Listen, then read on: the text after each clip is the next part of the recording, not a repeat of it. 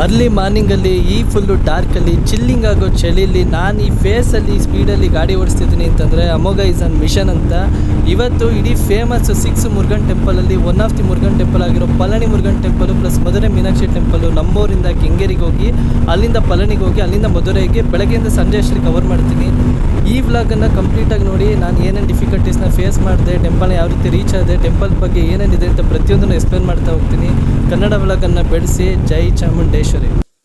ಇವಾಗ ನನ್ನ ಗಾಡಿಗೆ ಸೈಡ್ ಬಾಕ್ಸ್ ಎಲ್ಲ ಇದೆ. ಸೈಡ್ ಬಾಕ್ಸ್ ಅದು ಅಂತಂದರೆ ಅದು ನಿಮಗೆ ಮಾಮೂಲಿ ಇದ್ರದ್ದೆಲ್ಲ ಅಂದರೆ ಬ್ಯಾಗ್ದೆಲ್ಲ ಅದು ಅಂದರೆ ನಿಮಗೆ ಏನಂತಾರೆ ಅಲ್ಯೂಮಿನಿಯಮ್ದು ಬಾಕ್ಸ್ ಅದು ಎರಡು ಕಡೆನೂ, ಆ ಕಡೆ ಈ ಕಡೆನೂ ಐತೆ ಮತ್ತು ಮೇಲ್ಗಡೆನೂ ಟಾಪ್ ಬಾಕ್ಸ್ ಐತೆ.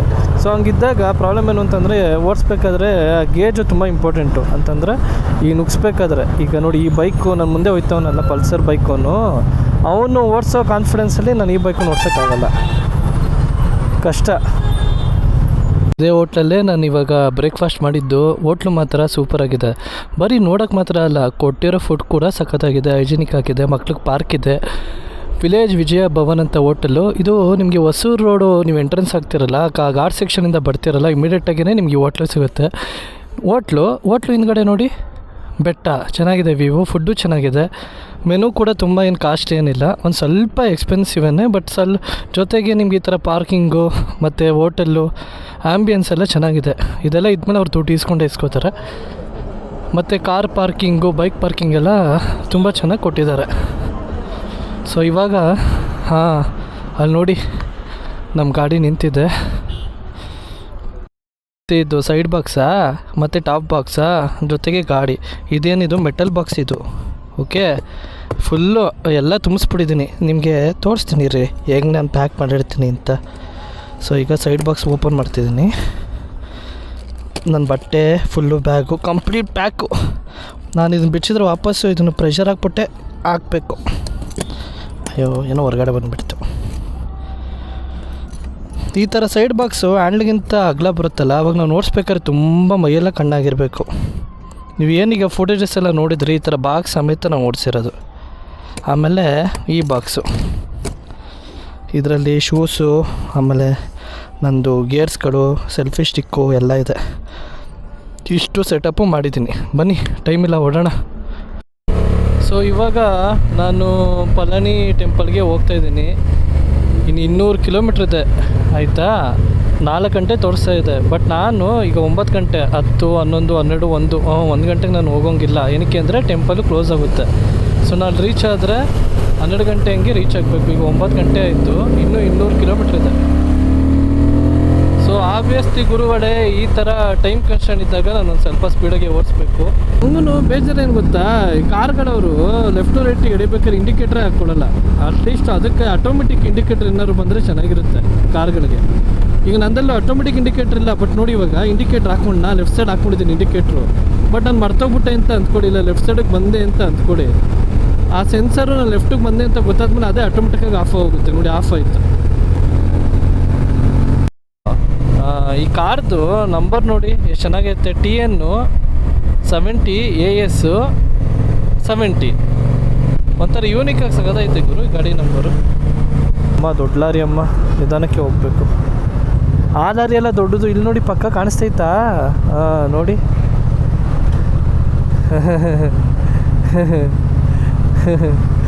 ದೊಡ್ಡ ಲಾರಿ.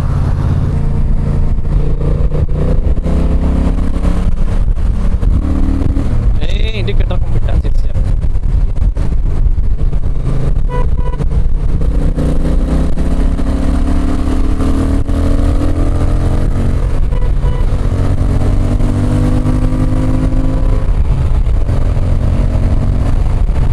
ನೋಡಿ ಲಾರಿಯವರು ಹೆಲ್ಪ್ ಮಾಡ್ತಾರೆ. ಬಟ್ ಏನು ಅಂತಂದರೆ ಅವ್ರಿಗೆ ಗಾಡಿದು ಲೈಟು ಅದೆಲ್ಲ ಇರಬೇಕು. ಏನು ಗೊತ್ತಿಲ್ಲದೇ ಬಂದರೆ ಅವ್ರಿಗಿಂತ ನಡೀತಾರೆ. ಇಲ್ಲಿ ಬರ್ದಿರೋದನ್ನ ಓದ್ತೀರಾ? ಇಲ್ಲಿ ನೋಡಿ, ಡು ನಾಟ್ ಓವರ್ಟೇಕ್ ಅಂದರೆ ಲೆಫ್ಟ್ ಅಂತ. ಅವನಿಗೆ ಬ್ಲೈಂಡ್ ಸ್ಪಾಟು, ಅದಾಳಾಗಿ ಹೋಗಲಿ. ಇಲ್ಲಿ ಸೆಂಟರ್ ಕ್ಯಾಮ್ರಾ ಕಾಣಿಸ್ತೈತಾ ನಿಮಗೆ? ನೋಡಿ, if you can't see me in the mirror I can't see you ಅಂತೆ. ಅದು ಓಕೆ. ಜೊತೆ ಕ್ಯಾಮ್ರಾನು ಹಾಕೊಂಡವ್ರು ನೋಡಿ ಹಿಂದ್ಗಡೆ ಅವರು. ಚೆಕ್ ಪೋಸ್ಟ್ ಇದು. ಯಾಕೆ ಇಷ್ಟೊಂದು ಸ್ಲೋ ಹೋಗ್ತೈತೆ ಗಾಡಿಗಳೆಲ್ಲ ಅಂತ ಗೊತ್ತಾಯ್ತಿಲ್ಲ. Okay, of road byes, again of road.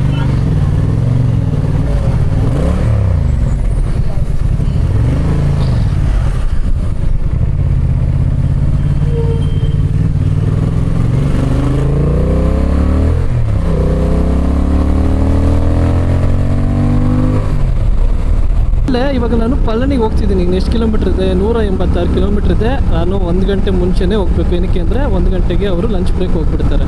1 ಗಂಟೆಗೆ ಹೋದರೆ 4 ಗಂಟೆವರೆಗೂ ಟೆಂಪಲ್ ಓಪನ್ ಇರೋಲ್ಲ. ಅಲ್ಲಿಂದ ನಾನು ಮಧುರೈಗೆ ಹೋಗಬೇಕು. ಮಧುರೈಲಿ ಟೆಂಪಲ್ 4 ಗಂಟೆ ಆದಮೇಲೆ ಓಪನ್ ಆಗುತ್ತೆ.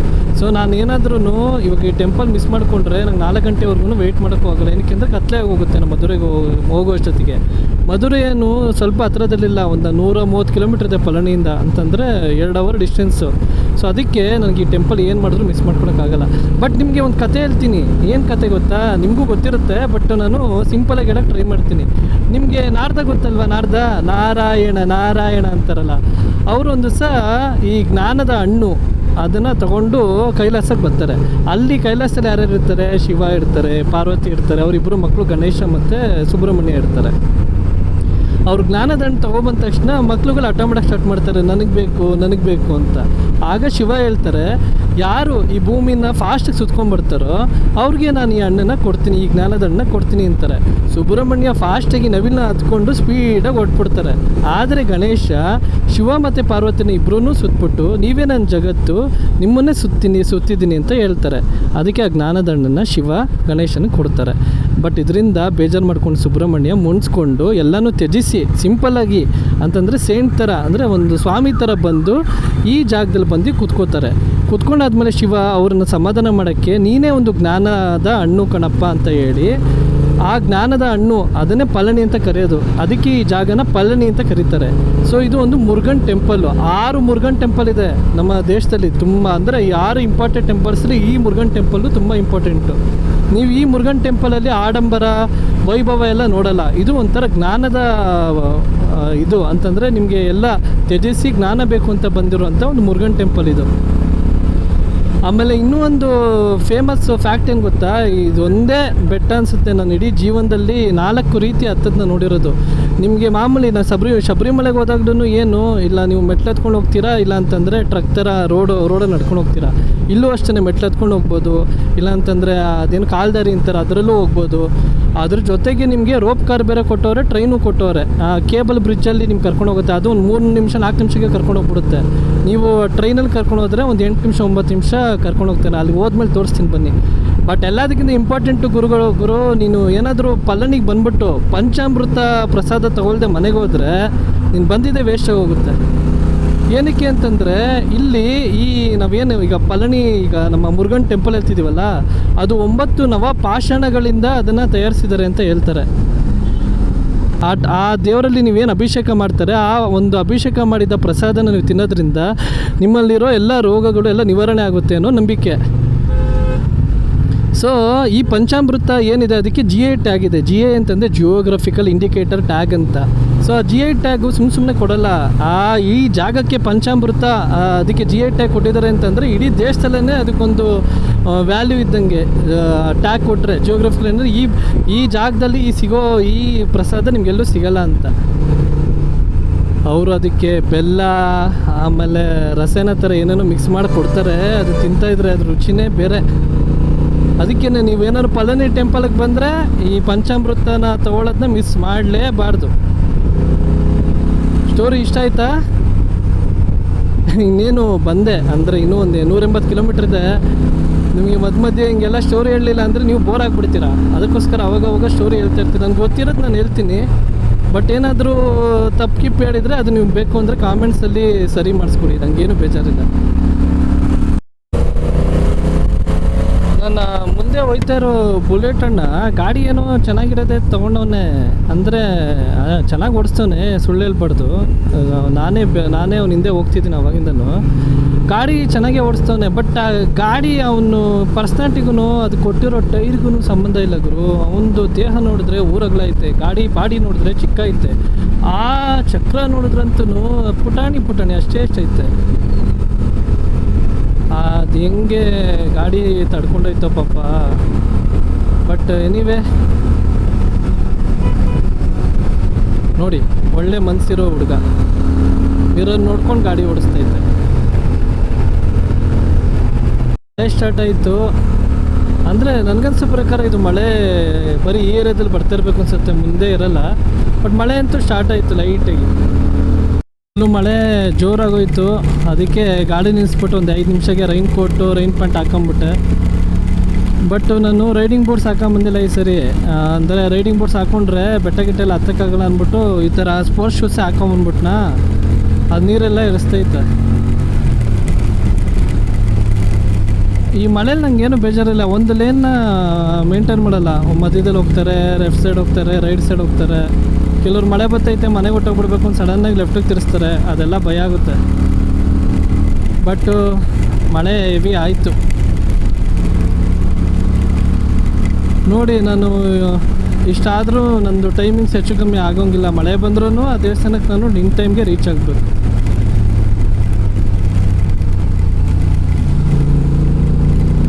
ಆ ದೇವರು ನೋಡಬೇಕು ಅಂತ ಹಣೆಯಲ್ಲಿ ಬರ್ತಿದ್ರೆ ಎಷ್ಟೇ ಕಷ್ಟ ಇದ್ರೂ ನಾವು ಹೋಗಿ ನೋಡ್ತೀವಿ.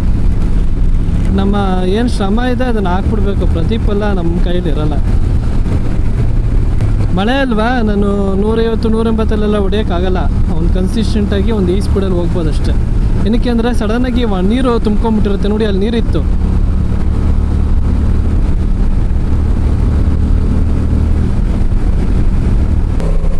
ನೋಡಿ ಇಲ್ಲಿ ಮಳೆ ಕಡಿಮೆ ಆಗೋಯ್ತು. ಆಮೇಲೆ ಇನ್ನೊಂದೇನು ಗೊತ್ತಾ, ಒಂದು ಜಾಗದಲ್ಲಿ ಮಳೆ ಬರ್ತೈತೆ ಅಂದ್ಬಿಟ್ಟು ನಾನು ಅಲ್ಲೇ ನಿಂತ್ಕೊಂಡ್ಬಿಟ್ರೆ ನಾನು ಹೋಗೋ ಜಾಗನ ಮುಟ್ಟೋದೇ ಇಲ್ಲ. ಅಲ್ಲಿಂದ ಮುಂದೆ ಬರಬೇಕು. ಏನು ಮಳೆ ಅಲ್ಲಿ ಜೋರಾಗಿ ಬರ್ತಾ ಇರ್ಬೋದು, ಇನ್ನೊಂದು ಚೂರು ಮುಂದೆ ಇನ್ನೂ ಜೋರಾಗಿ ಬರ್ಬೋದು. ಆಮೇಲೂ ಬರ್ತಾನೆ ಇರುತ್ತಾ, ಎಲ್ಲೋ ಒಂದು ಕಡೆ ಕಡಿಮೆ ಆಗಲೇಬೇಕು. ಹೆಂಗಿರೋ ರೈನ್ ಕೋಟ್ ಎಲ್ಲ ಹಾಕ್ಕೊಂಡಿದ್ದೀನಲ್ವಾ, ಆರಾಮಾಗಿ ಓಡಿಸ್ಕೊಂಡು ಹೊಟ್ಟೋಗ್ಬಿಡ್ಬೋದು. ಸೊ ಇವಾಗ ಲಾರಿಗಿಂದ ಹೋದ್ರೆ ಅದೇನೋ ಬಾಯಲ್ಲೆಲ್ಲ ಅವಳು ಕಳ್ಳೆ ಬೀಜ ಥರ ಕಚ್ಚುಮ್ ಅಂತ ಸಿಗ್ತೈತೆ. ನಾನು ವೈಸರ್ ಬೇರೆ ಓಪನ್ ಮಾಡಿಬಿಟ್ಟಿದ್ದೀನ, ಕಾಣಿಸಿಲ್ಲ ನನಗೆ. ಇದು ಆಂಟಿಫಾಕ್ ಬೇರೆ ಇಲ್ಲ. ಮಳೆ ಬಂದರೆ ಎಲ್ಲ ವೈಸರ್ ಮೇಲೆ ಕುತ್ಕೋತೈತೆ. ಅದು ಚಿಕ್ಕ ಮಣ್ಣು ಕಲ್ಲೆಲ್ಲ ಬಾಯಿಗೆ ಹೋದ್ರೆ ಕಟುಮ್ ಅಂತ ಅನಿಸ್ತದೆ. ಏನು ಹೇಳಿ, ನಾವು ಇವ್ರು ತಮಿಳ್ನಾಡಲ್ಲಿ ಕಲ್ತ್ಕೊಬೇಕಾಗಿರೋದು ಒಂದು ಇಂಪಾರ್ಟೆಂಟ್ ಏನು ಅಂತಂದರೆ, ಇವ್ರು ಬೋರ್ಡ್ಸ್ಗಳಲ್ಲೆಲ್ಲ 90% ಎಲ್ಲ ತಮಿಳೇ ಹಾಕೋತಾರೆ. ನಮ್ಮ ಥರ Kannada board, English board, Hindi board ಎಲ್ಲ ಹಾಕ್ಕೊಡೋದಿಲ್ಲ ಇವರು. ಎಲ್ಲೋ ಕೆಲವ್ರು ಮಾತ್ರ ನೋಡ್ತಿದ್ದೀನಿ ಅಲ್ಲಿ ಇಂಗ್ಲೀಷಲ್ಲಿ ಹಾಕ್ಕೊಂಡವ್ರು. ಇನ್ನೆಲ್ಲರೂ ಬರೀ ತಮಿಳ್ ಬೋರ್ಡೇ ಐತೆ. ಅವರ ಭಾಷಾಭಿಮಾನ ನೋಡಿ ಎಷ್ಟಿದೆ ಅಂತ. ನಾವು ಕನ್ನಡಕ ರಕ್ಷಣಾ ವೇದಿಕೆ ಅವರೆಲ್ಲ ಹೋಗ್ಬಿಟ್ಟು ಜಗಳ ಮಾಡಬೇಕು. ನೀನು ಕನ್ನಡನ ದೊಡ್ಡದಾಗ ಹಾಕ್ಬಿಟ್ಟು ಇಂಗ್ಲೀಷ್ನ ಚಿಕ್ಕ ಹಾಕೊಂಡ್ಬಿಟ್ಟು ಎಲ್ಲ ಫ್ಲೆಕ್ಸ್ ಎಲ್ಲ ಕಿತ್ತಾಕಿ ಗಲಾಟೆ ಮಾಡಿ ಕೊನೆಗೆ ಆಡಿಸ್ಕೋತಾರೆ. ಇಲ್ಲೆಲ್ಲ ಅವರವರೇ ಮಾಡಿದ್ದಾರೆ. ಅದಕ್ಕೆ ಭಾಷಾಭಿಮಾನ ಒಳಗಡೆಯಿಂದ ಬರಬೇಕು. ಅಪ್ಪ ಬೆಂಗಳೂರು ಥರನೇ ಮತ್ತೆ ಟ್ರಾಫಿಕ್ ಇದೆ. ಎರೋಡಿಗೆ ಬಂದಿದ್ದೀನಿ ಇವಾಗ. ಇಲ್ಲಿಂದ ಇನ್ನೂ 115 ಕಿಲೋಮೀಟ್ರ್ ಇದೆ. ಬಟ್ ಹೆವಿ ಟ್ರಾಫಿಕ್ ಇದೆ. ಏನು ಗೂಗಲ್ ಮ್ಯಾಪ್ ಅದು ಏನು ತಿಂತಿರುತ್ತೋ ತಲೆಯಲ್ಲಿ ಅದೇನಾಯಿತು. ನಾನು ಯಾಕೆ ಹಿಂಗೆ ಒಳಗಡೆ ಕರ್ಕೊಂಬರ್ತೀಯಲ್ಲೂ ಬೈಪಾಸ್ ಎಲ್ಲೂ ಜಾಗ ಇರಲಿಲ್ವಾ? ಗೂಗಲ್ಲು ನಿನ್ಗೆ ಯಾಕೆ ನನ್ನ ಮೇಲೆ ಇಷ್ಟೊಂದು ಹೊಟ್ಟೆ ಕಿಚ್ಚು? ನಾನು ಅರ್ಜೆಂಟು ಹೋಗ್ಬೇಕು ಅಂದಾಗಲೇ ನೀನು ಹಿಂಗೆ ಮಾಡ್ತಿದ್ಯಾ. ಅದು ಶೂ ಎಲ್ಲ ಒದ್ದೆ ಆಗ್ಬಿಟ್ಟೈತಾ, ಕಾಲೆಲ್ಲ ಜುಮ್ ಅಂತೈತೆ.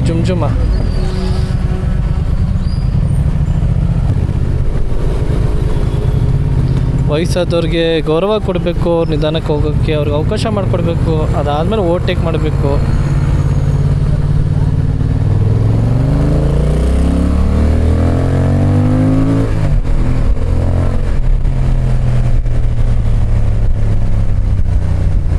ಅದೆಲ್ಲ ಎಥಿಕ್ಸು.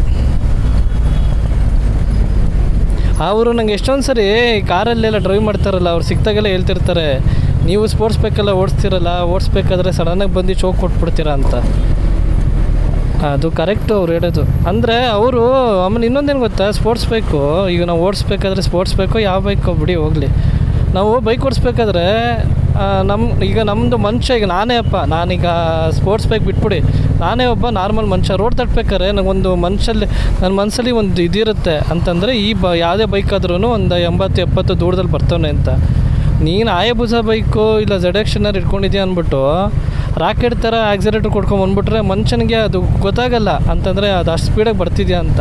ಅವನು ಆ ಲೆಕ್ಕದಲ್ಲಿ ಪಾಪ ರೋಡ್ ತರ್ತಾ ಇರ್ತಾನೆ. ಮಾಮೂಲಿ ಬೈಕು ಬರುತ್ತೆ, ಈ ಸ್ಪೀಡಲ್ಲಿ ಬರುತ್ತೆ ಅಂತ. ನೀನು ದೂರದಲ್ಲೇ ಇರ್ತೀಯ, ನೀನು ಕೊಡೋ ಆಕ್ಸಿಲರೇಷನ್ ಸ್ಪೀಡ್ಗೆ ಸಡನ್ನಾಗಿ ರಾಕೆಟ್ ಥರ ಬಂದ್ಬಿಡುತ್ತೆ. ಸೊ ಅದರಿಂದ ಬೇರೆಯವ್ರಿಗೆ ಗಾಬರಿ ಆಗುತ್ತೆ. ಆಮೇಲೆ ಕಾರವರು ಅಷ್ಟೇ, ಹೋಗ್ಬೇಕಾದ್ರೆ ನೀವು ಸಡನ್ನಾಗಿ ಲೆಫ್ಟು ರೈಟು ಹಿಡಿತೀರ. ಹಂಗೆಲ್ಲ ಮಾಡಬೇಡಿ. ಒಂಚೂರು ಮುಂದೆ ಹೋಗ್ಬಿಟ್ಟೆ ಲೆಫ್ಟ್ ಟು ರೈಟ್ ಅಡಿರಿ ಏನಾಗುತ್ತೆ. ಎಲ್ಲೆಲ್ಲೋ ಕರ್ಕೊಂಡು ಹೋಗ್ತೈತಲ್ಲಪ್ಪ ಇದು.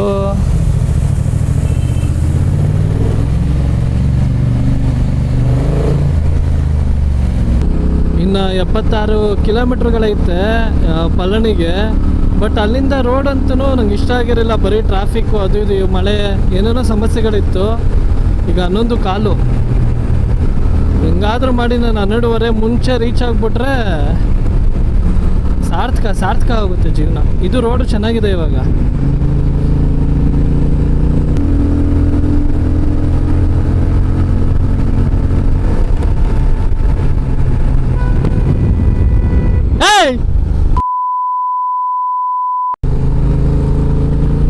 ಗಾಂಡು ನನ್ನ ಮಗ.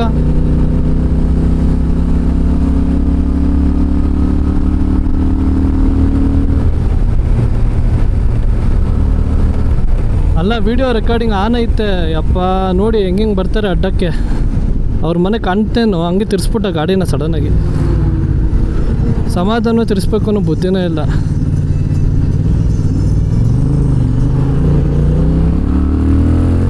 ಬಾಯ್ಸ್, ನಾನು ಅದಕ್ಕೆ ಗುರು ಹೇಳೋದು ಯಾವಾಗ್ಲೂ, ನಾವೆಷ್ಟೇ ಚೆನ್ನಾಗಿ ಓಡಿಸಿದ್ರು ನೀವು ಇನ್ನೊಬ್ರು ಬುದ್ಧಿ ಹೇಳ್ಕೊಟ್ಬಿಟ್ಟು ಓಡ್ಸೋಕ್ಕಂತೂ ಆಗಲ್ಲ. ಇವಾಗ ನೋಡಿ ನಾನು ಇದ್ದಿದ್ದು ಸ್ಪೀಡ್ ಯಾವುದು, ಅವನು ಅಡ್ಡ ಬಂದಿದ್ದು ಇದನ್ನು ನೋಡಿ. ಅದಕ್ಕೇ ಹೇಳೋದು ಈ ಥರ ಗೇರ್ಸ್ ಎಲ್ಲ ಹಾಕೊಬೇಕು. ಈಗ ನಾನು ಗೇರ್ಸ್ ಹಾಕಿದ್ದೀನಿ, ಗ್ಲೌಸ್ ಹಾಕ್ಕೊಳ್ಳಲ್ಲ ನಾನು. ಗ್ಲೌಸ್ ಹಾಕ್ಕೊಂಡ್ರೆ ನನಗೆ ಒಂಥರ ಇರಿಟೇಷನ್ ಆಗುತ್ತೆ, ಮಳೆಗಿಳೆ ಬಂದರೆ ಅಂದ್ಬಿಟ್ಟು ಹಾಕ್ಕೊಡಲ್ಲ. ಬಟ್ ನೀವು ಹಾಕ್ಕೊಡಿ, ಹೆಲ್ಮೆಟು ಅಷ್ಟೇ ಎಲ್ಲ ಹಾಕ್ಕೊಂಡಿದ್ದೀನಿ. ನೋಡಿ ಇವಾಗ ಏನು ಹೇಳ್ತಾರೆ ಈ ಥರ ಬಂದರೆ. ಇವಾಗ ಅದೇ ಜಾಗದಲ್ಲಿ ಯಾವ್ದಾದ್ರು ಕಾರ್ಗೇರ್ ಇದ್ದಿದ್ರೆ ಏನು ಮಾಡ್ತಿದ್ದ ಅವನು? ಇನ್ನೊಂದು 10 ವರ್ಷ ಬದುಕ್ತಾ ಇದ್ದನು, ಇವತ್ತೇ ಹೋಗ್ಬಿಡುವ. ಎಲ್ಲ ಬರೀ ವಿಂಡ್ ಮಿಲ್ಸೇ ಇದೆ. ಪಳನಿಗೆ ಹೋಗೋ ರೋಡ್ ಮಾತ್ರ ಸೂಪರ್ ಆಗಿದೆ ಬ್ರೋ. ಖುಷಿ ಆಗುತ್ತೆ ಈ ರೋಡಲ್ಲಿ ಓಡಿಸ್ಬೇಕಾದ್ರೆ. ನೋಡಿ ಅಲ್ಲೂ ವಿಂಡ್ ಮಿಲ್ಲು, ಇಲ್ಲೂ ವಿಂಡ್ ಮಿಲ್ಲು. ಆಮೇಲೆ ಇನ್ನೊಂದು ಏನು ಗೊತ್ತಾ ಇದ್ರ ಲಾಜಿಕ್ಕು, ಅದು ವಿಂಡ್ ಮಿಲ್ ಹಂಗೆ ತಿರುಗ್ತಾ ಇದೆ ಅಂತಂದರೆ ಫಾಸ್ಟಾಗಿ. ಕ್ರಾಸ್ ವಿಂಡ್ಸು ತುಂಬ ಇದೆ ಅಂತ, ನಿಜವಾಗ್ಲೂ ತುಂಬ ಇದೆ ಕ್ರಾಸ್ ವಿಂಡ್ಸು. ಅಂದರೆ ಮುಂದೆಯಿಂದ ಹೊಡಿತಿಲ್ಲ ವಿಂಡು. ನೋಡಿ ಇಲ್ಲಿ ಅಯ್ಯಪ್ಪ ತುಂಬಾ ಹೊಡಿತಾ ಇದೆ, ಕ್ರಾಸ್ ವಿಂಡ್ಸ್ ಜಾಸ್ತಿ ಇದೆ. ಬಟ್ ರೋಡ್ ಮಾತ್ರ ಸೂಪರಾಗಿದೆ, ಅದ್ದೂರಿ. ಅಯ್ಯಪ್ಪ ಗುರು, ಕಾಣಿಸ್ತಾ ಇದೆಯಾ ಪಳನಿ ಬೆಟ್ಟ? ಫುಲ್ಲು ಅಂದರೆ ಒಂಥರ ಫಾಗು ಮಿಸ್ಟಲ್ಲಿದೆ, ಅದೇ ಪಳನಿ ಬೆಟ್ಟ. ನೋಡಿ ನನಗೆ ಟ್ರಾಫಿಕ್ ಇತ್ತು, ಮಳೆ ಬಂತು, ಅವನೋ ಅಡ್ಡ ಬಂದ, ಏನಾರು ಆಗಲಿ ಆ ದೇವ್ರನ್ನ ನಾವು ನೋಡಬೇಕು ಅಂತ ನಮ್ಮ ಮನೆ ಮೇಲೆ ಬರ್ತಿದ್ರೆ ಅದನ್ನ ಯಾರೂ ಅಳಿಸೋಕ್ಕಾಗಲ್ಲ. ಹೋಗೇ ಹೋಗ್ತೀವಿ, ನೋಡ್ತೀವಿ. ಟೈಮ್ ನೋಡಿ 12 ಗಂಟೆ 5 ನಿಮಿಷ, ಇನ್ನು 8 ಕಿಲೋಮೀಟ್ರ್ ಇದೆ. ನಾನು ಟಾರ್ಗೆಟ್ ಇದ್ದಿದ್ದನ್ನೇ 12:30 ಅಷ್ಟರಲ್ಲಿ ಇಲ್ಲಿಗೆ ಬರಬೇಕು ಅಂತ ಬಂದೆ. ಪರವಾಗಿಲ್ಲ, ತಮಿಳ್ನಾಡವರು ಬಸ್ ಓಡಿಸೋದು ನೋಡಿದ್ರೆ not bad when compared to Kerala bus. Kerala ಬಸ್ಸವ್ರು ಓಡಿಸೋದು ನೋಡಿದ್ರೆ ತಲೆ ಕೆಟ್ಟೋಗುತ್ತೆ.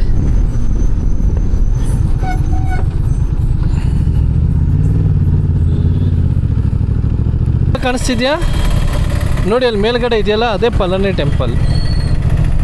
ವ್ಯೂ ಮಾತ್ರ ಮಸ್ತಾಗಿದೆ. ಬರೀ ಹಿಂದ್ಗಡೆ ಎಲ್ಲ ಬರೀ ಬೆಟ್ಟಗಳೇ.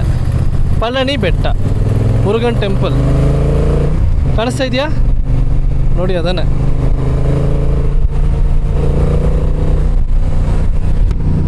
ಇನ್ಸ್ಟಾಗ್ರಾಮಲ್ಲಿ ಮಿಸ್ ಮಾಡಿದೆ, ಫಾಲೋ ಮಾಡಿ. ಅಲ್ಲೆಲ್ಲ ಎಕ್ಸ್ಕ್ಲೂಸಿವ್ ರಿವ್ಯೂಸ್ಗಳು ಹಾಕೋತೀನಿ. ಇವಾಗ ಇದೇ ವಿಡಿಯೋದನ್ನು ಎಲ್ಲನೂ ಹಾಕೋಕ್ಕಾಗಲ್ಲ, ಟೈಮ್ ಕೂಡ ಜಾಸ್ತಿ ಆಗುತ್ತೆ. ಬಟ್ ನನ್ನ ವೀಡಿಯೋ ನೋಡಿದವ್ರೆ ಎಲ್ಲರಿಗೂ ಒಳ್ಳೇದಾಗಲಿ ಅಂತ ನಾನು ಕೇಳ್ಕೊತೀನಿ. ಜೊತೆಗೆ ನನ್ನ ಕಂಟೆಂಟ್ ಇಷ್ಟ ಆದರೆ ಸಬ್ಸ್ಕ್ರೈಬ್ ಮಾಡಿ, ಲೈಕ್ ಮಾಡಿ. ಇದೇ ಥರ ವೀಡಿಯೋಸ್ಗಳು ಹಾಕ್ತಾ ಇರ್ತೀನಿ ಟ್ರಾವೆಲ್ ಮಾಡೋದನ್ನ. ಜೈ ಚಾಮುಂಡೇಶ್ವರಿ.